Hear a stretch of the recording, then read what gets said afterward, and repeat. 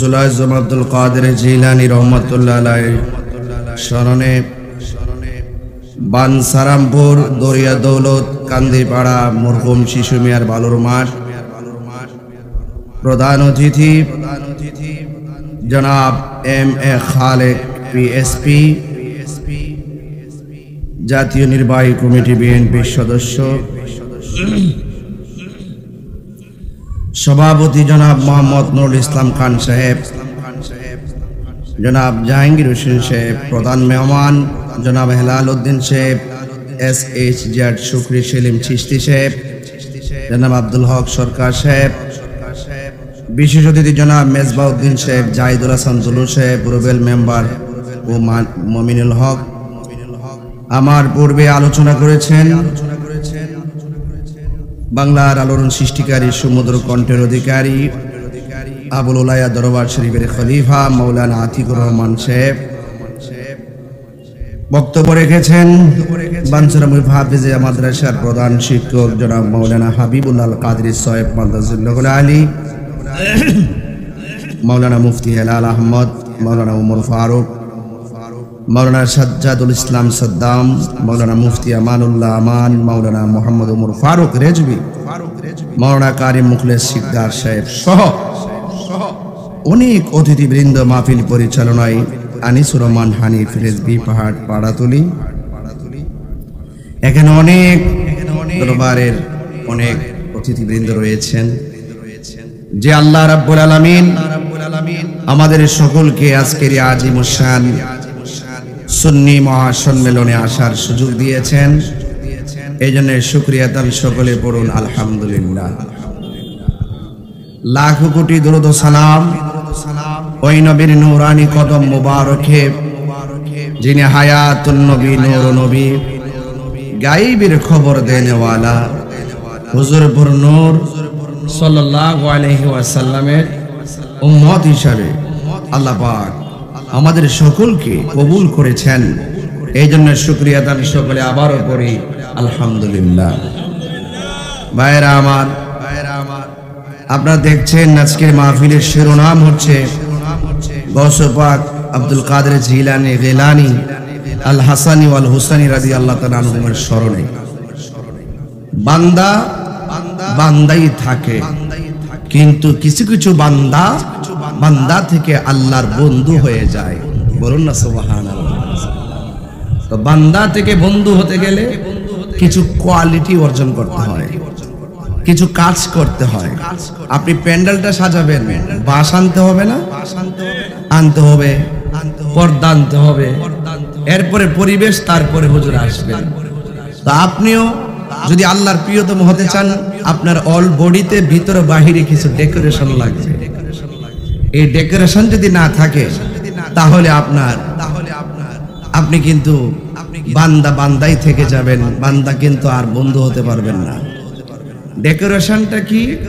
আল্লাহ বলছেন ইন্নাল ইনসানা লাফি খুসর, নিশ্চয়ই সব মানুষ ডেকোরেশনের বাইরে, মানে ক্ষতিগ্রস্ত। আর যাদের মাঝে দুইটা কোয়ালিটি থাকবে, কয়টা কোয়ালিটি? যাদের মধ্যে দুইটা কোয়ালিটি থাকবে তারা বান্দা থেকে আল্লাহর বন্ধু হবে। এক নাম্বার কোয়ালিটি ইল্লাল্লাযিনা আমানু, যারা ঈমানদার হবে, ওয়া আমিলুস সালিহাত, এবং যারা নেক আমল করবে। এই ডেকোরেশন যার মাঝে থাকবে তারা আল্লাহর বান্দা থেকে আল্লাহর বন্ধু হয়ে যাবে। জোরে বলুন না সুবহানাল্লাহ। ভাইরা আমার, আমি বানসারামপুর নতুন মানুষ না, কিন্তু আমি পুরান মানুষ। এছাড়া বানসারামপুর হলো আমার জেলা, ঠিক না বেঠি? এই জন্য ব্রাহ্মণবাড়িয়া জেলার একটা উপজেলা হলো বানসারামপুর। এই বানসারামপুরে আমি অনেক বছর ধরে আসি। এখন এই বানসারামপুরে আমি যে এসেছি দীর্ঘ বছর পর্যন্ত, আপনারা যে যে দলই করেন আর যে যে মতাদর্শ লালন করেন, আপনি কি বলতে পারবেন আমি কোন দলের সাথে কিংবা মতাদর্শের মানুষের সঙ্গে ঝগড়া লাগাইছি? আমি কি এরকম কোনোভাবে কথা বলছি যে কথার দ্বারা বানসারামপুরের শান্তিপ্রিয় জায়গাটি অশান্তি হবে, এরকম কোনো কথা বলছি? তো সুতরাং এই প্রোগ্রামগুলো আমার মনে হয় আমাদেরকে সুযোগ করে দেওয়া উচিত, সুযোগ করে দেওয়া উচিত। যারা প্রতিবন্ধকতা সৃষ্টি করতে চায় আমি বলবো আপনারা এই প্রতিবন্ধকতা সৃষ্টি করবেন না। কারণ আমাদের ওয়াজের ভিতরে বিভিন্ন রাজনীতি দলের লোক যেমন থাকে, বিভিন্ন মতাদর্শের মানুষও থাকে। তো আমি আমার মতাদর্শের কথা বলি, যাদের ভালো লাগে গ্রহণ করে, যাদের ভালো লাগে না তারটা সে গ্রহণ করে। কিন্তু আজকে আপনি আমাকে বাধা দিবেন, কালকে এমন সময় আসবে আপনাকে আরেকজন বাধা দিবে। কথা কোন ঠিক না বেডি? এই জন্য আমরা ওই দিকে যেন না যাই, ঠিক আছে তো? আর এখানে আমার অনেক মা বোনদেরকে দেখছি, আপনারা সোজা পর্দার ভিতরে চলে যান, সোজা 30 সেকেন্ডে চলে যান, 30 সেকেন্ডে এখানে। আর বাইরে যারা পুরুষগুলো দাঁড়িয়ে আছেন, আপনারা প্যান্ডেলটা কানাই কানাই ভরপুর করে দেন ইনশাআল্লাহ, ইনশাআল্লাহ। যাই হোক, আপনারা বলেন আমরা গাউসে পাককে মানি কি মানি না? আরো জোরে মানি কি মানি না? আমরা দেশের কিছু মানুষ আছে, গাউসে পাকের কারামত যখন আলোচনা করি তখন তারা বলে আমরা নাকি কিচ্ছা বলি, তারা বলে আমরা নাকি কৌতুক বলি, আমরা নাকি বানায়া বানায় বলি। আচ্ছা বলেন তো, ওলিদের কারামত কি সত্য না মিথ্যা? এই দেশে অনেক লোক মারা গেছে, গুরুস্থানে আছে না? তো সবার কি মাজার হইছে? তো মাজার হয় তাদের, এবং সমাজের মানুষ তাকে আল্লাহর ওলি বলে, যার মাধ্যমে সমাজে বেলায়ত প্রমাণিত হয়েছে, কামালিয়ত প্রকাশিত হয়েছে। এরপরে মানুষ তাকে শ্রদ্ধার জায়গা থেকে তাকে তার রওজাটাকে জিয়ারতের জায়গা বানাইছে। কথা বলেন ঠিক না বেটি? তো এই জন্যে আমরা যারা ভালো তাদেরকে ভালোই বলি, যারা মন্দ এদেরকে মন্দ বলি। তো এই জন্য এই দেশে ইসলাম আনছে আল্লাহর ওলিগণ, এতে কোনো সন্দেহ আছে? আল্লাহর ওলিরা যদি না আইতো এই দেশে কি ইসলাম আইতো? তাহলে সিন্নি খাইলাম কার দ্বারা? মোল্লা ছিলাম না। দেশের ক্রাইসিস মুভমেন্টে এক শ্রেণীর মানুষ মনে করছে আমরা ক্ষমতা তাই করছি, এরা মনে করছে আইসি কি করছে? আল্লাহর ওলির মাজার ভাঙা শুরু করছে। আছে না নাই? তো আমি কিন্তু ডরাইছি না, আমি কিন্তু এটার প্রতিবাদ করছি। আল্লাহর রহমতে এগুলো এখন ভাঙা বন্ধ হয়েছে। আমি বলবো যে আপনারা যে মাজার উইটটা যে একবারে ফাউ দিয়ে লাইটান শুরু করছেন, আচ্ছা আপনারা বলেন তো, একটা সাধারণ কবরে লাথি দেওয়ার অধিকার কি কেউ আছে? তো যারা এরকম ভাবে দুনিয়ার স্বার্থ সিদ্ধি হাসিলের জন্য আল্লাহর ওলির বিরুদ্ধে যাবে, এখন তাদের ফায়সালা কি হবে? এই ব্যাপারে আমার আল্লাহ বলছেন, মান আদালি ওয়ালিয়ান ফাকাদ আযানতুহু বিল হারবে। যারা ওলি আল্লাহর বিরুদ্ধে কথা বলবে তাদের জন্য ডাইরেক্ট যুদ্ধের ঘোষণা করেছেন একজন। জবান খুলে বলেন তিনি কে? আরো বড় করে তিনি কে? আমাদের কিছু করতে হবে না, দেখবেন এমন ভাবে গজব করবে আপনি টেরও পাবেন না। এই জন্য ওলি আল্লাহরা আছে বলি এই পৃথিবীটা নিয়ন্ত্রিত, ঠিক কিনা? ওলি আল্লাহ হলো টাওয়ার। এই দেশে রবি সিম আছে কিনা? রবি সিম থাকলে চলবে নাকি টাওয়ারও লাগবে? টাওয়ার লাগবে। ওই টাওয়ার থেকে রবি সিম কানেক্ট নেয়, এরপরে সাপ্লাই দেয়। তো ঠিক এভাবে আল্লাহর ওলিগণ এই দুনিয়াতে এক একটা টাওয়ার আল্লাহ এই টাওয়ার গুলা সেটিং করে দিয়েছেন। এক সাইডে দিয়েছেন কুতুবের টাওয়ার, আরেক দিকে আবদালের টাওয়ার, আরেক দিকে গাউসের টাওয়ার, আরেক দিকে ওলি আল্লাহদের টাওয়ার। তো এই টাওয়ার গুলোর কাছে আপনি যত যাইবেন আপনি একটা নেটওয়ার্ক পাবেন। এই নেটওয়ার্কটা মদিনাওয়ালার নেটওয়ার্ক। জোরে করুন সুবহানাল্লাহ। ওই নেটওয়ার্ক যখন আপনার মাঝে চলে আসবে, ওই সিম থেকে কানেক্ট হয়ে গেলে যেমনি কথা বলতে পারেন এই প্রান্ত থেকে ওই প্রান্ত, ঠিক আল্লাহর ওলির কাছ থেকে যখন আপনি রুহানি টাওয়ার, রুহানি নেটওয়ার্ক যখন আপনার সিনায় চলে আসবে, তখন আপনিও ওলি আল্লাহর প্রেমের কথাগুলো আপনার ভিতর থেকে সাপ্লাই করতে পারবেন। এই সাপ্লাই এমন ভাবে করবেন, দিন নাই রাত নাই মানুষ এই সাপ্লাই নেওয়ার জন্য, হ্যাঁ এই খাদ্য নেওয়ার জন্য পাগল হয়ে যাবে। আর এরই ধারাবাহিকতা হলো যে আপনারা গাউসে পাকের নাম উপরে দেখছেন, আপনারা গাউসে পাক থেকে একটা বেলায়েতের নূর নিতে আসছেন। কথা কোন ঠিক না বেটে? এই জন্য রাসূল বলছেন আল বেলায়াতু জিল্লুন নবুওয়াত, বেলায়েত হলো নবুয়তের ছায়া মোবারক। এই জন্য যুবক ভাইয়ের আমার, ওলি আল্লাহরা এমনিতে ওলি হই নাই। ওলি আল্লাহরা ওই ওলি হইতে যাইয়া ওই যে কোয়ালিটি ডেকোরেশন করছে, ডেকোরেশন। আমার ডেকোরেশনটা কি? আমি যে একটা বক্তা, আমারও তো একটা ডেকোরেশন আছে। মাথায় পাগড়ি লাগাইছি, কান্দে একটা কাপড় ঝুলাইছি, এরপরে পাঞ্জাবিটা পরছি, কইরা আইসা কি বসে রইছি নাকি কোরআন হাদিস বিলাইতেছি? কোরআন হাদিস বিলাইতেছি। এটা কোথায় থেকে বিলাইতেছি? ওই যে চালাও সে পথে, যে পথে তোমার প্রিয়জন গিয়েছেন চলি, ওই পথ মত আমরা শুনছি, জানছি, বুঝছি। আর এই পথ মতের কথাগুলো সাপ্লাই দেওয়ার জন্যই দরিয়া দৌলত হাজার প্রতিবন্ধকতার সাথে আপনারা কথা বলার সুযোগ করে দিয়েছেন। কথা বলেন ঠিক কিনা? ইতারে বাবা, আচ্ছা তারপরে ওই বনে বাবা তাহির হুজুর আয়া পড়ছে সবই বাবা।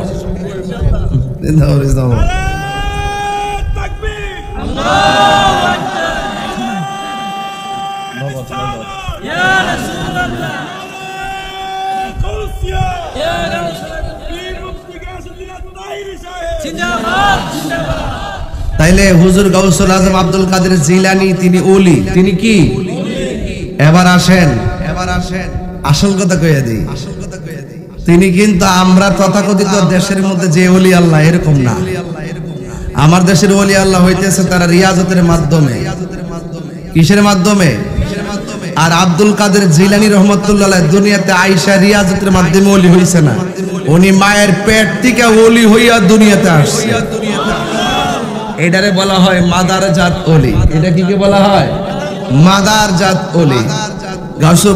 গাউসু পাক যখন তার মায়ের পেটের মধ্যে ছিল, ওনার আম্মার নাম হইল হযরতে উম্মুল খায়ের ফাতেমা, ওনার আব্বর নাম হইল আবু মুসা আবু সালে মুসা জঙ্গি রহমতুল্লাহ আলাইহি। তো ওনার আম্মার পেটের মধ্যে যখন উনি ছিল, তখন ওনার আম্মা যখন হাসি দিত, হাসি দেওয়ার পরে পড়তো আলহামদুলিল্লাহ, তখন পেটের ভিতর দিকে গাউসে পাক জবাব দিত ইয়ারহামুকাল্লাহ। তো এটা কি সাধারণ বান্দার পক্ষে সম্ভব? এই জন্য তিনি জবাব দিয়া প্রমাণ করলেন যে এটা যে উনি যে মাদার জাত ওলি। কথা বলেন ঠিক কিনা? এই জন্য আল্লাহ রাব্বুল আলামিন কোরআনুল কারীমের মধ্যে বলেছেন, ইয়া আইয়ুহাল্লাযীনা আমানু তাকুল্লাহা ওয়া কুনু মা'আস সাদিকিন।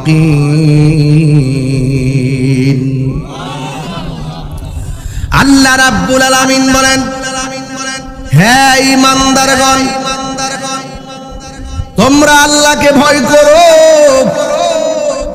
আল্লাহকে যারা ভয় করে তারা বান্দা থাকে না, আমার আল্লাহর বন্ধু হয়ে যায়। আর আমার আল্লাহ বলেন ওয়া কুনু মা'আস সাদিকিন।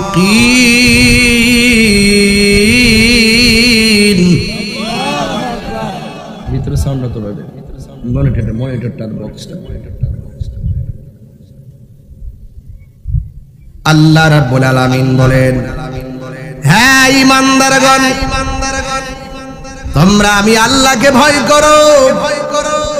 তার মানে প্রমাণ হয়ে গেছে আল্লাহকে ভয় করবে ঈমানদারেরা। বেঈমানের অন্তরে আমার আল্লাহর ভয় থাকবে না। আর আল্লাহর ভয় যার অন্তরে থাকবে, রোজা তাইকা পানির নিচে যাইয়া পানি পান করতে গেলেও সে হাজারবার চিন্তা করবে, আমারে কেউ দেখে না, একজন দেখতেছেন, জবান খুলে বলেন তিনি কে? আমার যুবক ভাইয়েরা, আমার মুরব্বী বাবাজিরা, আল্লাহ বলছেন ওয়া কুনু মা'আস সাদিকিন, তোমরা সত্যবাদীদের সঙ্গী হয়ে যাও। এই দেশে হাজার মানুষের মাঝে ভেজাল আছে, যারা আল্লাহর ওলি তাদের মাঝে কোনো ভেজাল নাই। কথা বলেন ঠিক কিনা? এই মাহফিলে অনেক ওলি আল্লাহ ফাঁকে ফাঁকে বসে আছে, আমরা চিনি না। কথা বলেন ঠিক কিনা? আমার নবী বলে কোন বাড়িতে এমন কিছু পাগল আসবে যাদের মাথার চুলগুলো এলোমেলো, যাদের গায়ের মধ্যে সালা পড়ে রাখছে, যাদের খানা খাদ্যের কোনো খবর নাই। আল্লাহর হাবিব বলে এদেরকে তোমরা ধমক দিয়ে কথা বইলো না। এই দেশের মধ্যে ম্যাক্সিমাম কুতুব যারা হবে তাদের এই রকম আলামত হবে। এরা জীর্ণ শীর্ণ, কাপড় চুপুর এলোমেলো, সালা পইরা, মাথার চুল লম্বা টম্বা কইরা এলোমেলো কইরা রাস্তাঘাটে চলাফেরা করে। তোমার চোখে এটারে দুনিয়ার পাগল মনে হতে পারে, কিন্তু তার নামটা আমার আল্লাহর প্রেমিকের খাতায় আমার আল্লাহ তুলে রেখেছে। এই জন্য আমার যুবক ভাইয়েরা, আমার মুরব্বী বাবাজিরা, আল্লাহ রাব্বুল আলামিন কুরআনুল কারীমের মধ্যে বলে দিয়েছেন, আলা ইন্না আউলিয়া আল্লাহি লা খাউফুন আলাইহিম ওয়ালা হুম ইয়াহজানুন।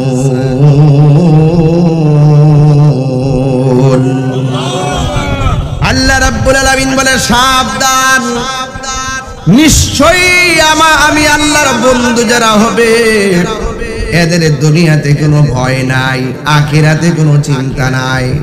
এখন আল্লাহর ওলি হইতে গেলে দুইটা কোয়ালিটি লাগবে। এক নম্বর কোয়ালিটির নাম হলো ঈমান, দুই নম্বর কোয়ালিটির নাম হলো নেক আমল। এই জন্য ঈমানটা বড় জরুরি রে বাবা, ঈমানটা বড় জরুরি। ঈমান যদি ঠিক না থাকে, গাট্টি গাট্টি পরিমাণ কপালে দাগ ফালায়াও জাহান্নামী। কথা বলেন ঠিক কিনা? আমিলাতুন নাসিবাতুন তাসলা নারান হামিয়া। যাররা যাররা পরিমাণ নেক আমল বদ আমলের হিসাব গ্রহণ করবে একজন, তিনি কে? আবার গাট্টি গাট্টি পরিমাণ আমল কইরা জাহান্নামের আগুনে ডুববো। দেখবেন মসজিদের মধ্যে অনেক নামাজি প্রথম কাতারে দাঁড়ায় নামাজ পড়ে, কিন্তু বাড়িতে খবর নিয়ে দেখা যায় সে 70 নাম্বার 1। কথা কোন ঠিক কিনা? যেই ঘরে সুদ চলে এই ঘরের মধ্যে শান্তি থাকে না। যেই সমাজে সুদের কারবার বেশি সেই সমাজে শান্তি থাকে না। যেই দেশের মধ্যে সুদ চলবে সেই দেশের মধ্যে শান্তি থাকবে না। এখন আপনারা বলেন সুদখোরের সাথে আমাদের কোনো সম্পর্ক আছে?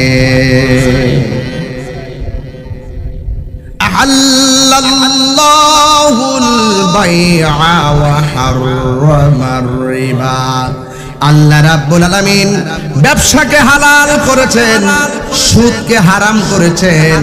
আমার নবী আপনার নবী বলেন সুদের 70টা গুনাহ আছে, এর মধ্যে সর্বনিম্ন গুনাহ হলো মায়ের সঙ্গে জিনা করা। জোরে জোরে বলেন না নাউজুবিল্লাহ। এই জন্য আল্লাহর ওলি যারা হয়েছেন তাদের মুখের মধ্যে হারাম ঢুকাতেন না। যারা আল্লাহর ওলি হয়েছেন তাদের জবানের মধ্যে কোনো রাগের শব্দ উচ্চারণ করতেন না, কোনো গালি দিতেন না, ঘুষ খাইতেন না, সুদ খাইতেন না, দুর্নীতি করতেন না, দেশের সম্পদ বাহিরে পাচার করতেন না, এবং কোনোদিন মানুষকে ঠকায়া মানুষকে কষ্ট দিতেন না। এই জন্য বান্দা 5 ওয়াক্ত নামাজ পড়লে সাধারণ বান্দা খাঁটি বান্দা হয়। আর 5 ওয়াক্ত নামাজের পাশাপাশি যারা নফল ইবাদত করে বেশি বেশি, আমার আল্লাহ বলেন, আমার নবী বলেন, যারা নফল ইবাদত বেশি বেশি করবে, নফল ইবাদত মানে হলো ওভার টাইম। কথা কোন ঠিক কিনা? বিদেশ যায় দেখবেন বেতন হলো 70,000, ওভার টাইমে 30,000, মোট 1 লাখ বেতন পায়। আল্লাহ রাব্বুল আলামিন হাবিব বলেন ফরজ নামাজ হলো কম্পালসরি, আর নফল নামাজ হলো ওই ওভার টাইম, ওই ফরজের পাশাপাশি কম্পালসরির পাশাপাশি যারা বেশি নফল ইবাদত করবে এরা আর বান্দা থাকবে না, এদেরকে আমার আল্লাহ বান্দা থেকে আমার আল্লাহর বন্ধু বানায়া নিবে। কর্ম করা লাগবে ইনশাআল্লাহ। হুজুর গাউসুল আজম আব্দুল কাদের জিলানী রহমাতুল্লাহি আলাইহি তিনি যখন কোন মজলিসের মধ্যে যাইত, মজলিসের মধ্যে যাওয়ার পর মানুষ লাইন ধরে বসা ছিল, কিন্তু যাওয়ার পরে মাইক নাই, কোনো মানুষ নাই। কে যেন বলতেছে, রাস্তা ফাঁকা করে দাও, জায়গা প্রশস্ত করে দাও, তোমাদের মাঝে আল্লাহর ওলি এসেছে। মানুষগুলা বলতো, ইয়া আব্দুল কাদের জিলানী গিলানী, আমরা হাজার মানুষ দাঁড়িয়ে আছি, এই হাজার মানুষ দাঁড়িয়ে থাকার পর কিন্তু ইয়া আব্দুল কাদের জিলানী কে যেন এটা সম্পূর্ণ ইয়াদ দেন। কি দিছে যে কি এটা ওই বাসের কাছে দেন, বাসের কাছে ওই বাসে দেন, বাসে দেন। মহিলা কি এখানে বসবে নাকি? পাগল নাকি? এই বেড়ে 30 সেকেন্ডের ভিতরে যান, আপনারা যান, যান বাড়ির ভিতরে যান, যান যান আম্মা, যান গো মা, যান বালাগেরি কই মা, আপনারা যান, আপনারা যান, ভিতরে যান, ভিতরে যান। বহুত লোক এনে আইছে, ভিডিও করে ছেড়ে দিব। ভিতরে 2টা মাঠ বেরিয়েছে গা। আচ্ছা আচ্ছা আচ্ছা, হ্যাঁ 4টা মাহফিল আমার ক্যান্সেল হয়েছে। কত মানুষ বঞ্চিত হয়েছে, আল্লাহ এর বিচার করুক, আল্লাহর গজব পড়ুক। যাদের মাধ্যমে দিনের মাহফিল বন্ধ হবে, যাদের মাধ্যমে ওয়াজ মাহফিল বন্ধ হবে, আর এই কোরআনের কথা, ইসলামের কথা বলার জন্য যারা ষড়যন্ত্র করবে, এদের উপর খোদাই গজব পড়ুক। পুলিশ প্রশাসনের 1 সেকেন্ডও দোষ নাই, প্রশাসনের কোনো দোষ নাই। দোষ হলে সমাজের মধ্যে কিছু কীট আছে, ওরা যায় পুলিশের কান বাড়ি করে, থানার কান বাড়ি করে, যাইয়া বলে তাহিরি আসলে মারামারি হবে, অনর্থক এই কথা বলে বলে প্রশাসনের কে ইমেজ নষ্ট করে। এখন প্রশাসন বাধ্য হয়ে যেন বিশৃঙ্খলা না হয় এটা গুছাইয়া দেয়। আসলে কি তাহিরি আসলে কোনোদিন কি বানসার উপর মারামারি হয়েছে? এই হাত তুলে কন্যা গেলে কোনোদিন কি মারামারি হয়েছে?